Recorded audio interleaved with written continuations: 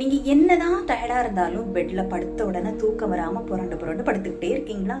அப்போ ஒரு நிமிஷம் ஓஷோ சொன்ன இந்த கதையை கேளுங்க. ஒரு பெரிய படிப்பாளி தூக்கம் வராம தவிச்சதுனால ஒரு ஞானிய பார்க்க போனாராம்.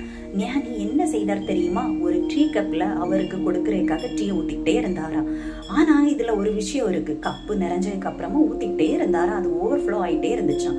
உடனே அந்த படிப்பாளி கத்துனாரா, ஸ்டாப் பண்ணுங்க அப்படின்னு. அதற்கு அந்த ஞானி சிரிச்சுக்கிட்டே என்ன சொன்னார் தெரியுமா? இந்த கப்பு வழியிறது மாதிரிதான் உன்னுடைய மனதும் கவலைகளாலும் துக்கத்தாலும் நிரம்பி வழியுது. உன்னுடைய மனசை நீ எப்ப காலி பண்ணி கிளியரா வச்சிருக்கிறியோ அப்பதான் உனக்கு நிம்மதியான தூக்கம் வரும் அப்படின்னு சொன்னாராம். நாமும் துக்கங்களையும் கவலைகளையும் பாரங்களையும் நம்ம மனசுல போட்டு சுமந்துகிட்டே இருந்தா நமக்கு எப்படித்தான் தூக்கம் வரும்? நம்முடைய மனசுல உள்ள கவலைகளையும் துக்கங்களையும் எப்படி காலி பண்ணி நிம்மதியான உறக்கத்தை பெறுவது அப்படிங்கிற கருத்து கொண்ட முழுமையான காணொலி வெளியிட்டு இருக்கு. அது கீழே இருக்கு, கதை எண் 90. அதை பிரஸ் பண்ணி பார்த்து என்ஜாய் பண்ணுங்க. தேங்க்யூ.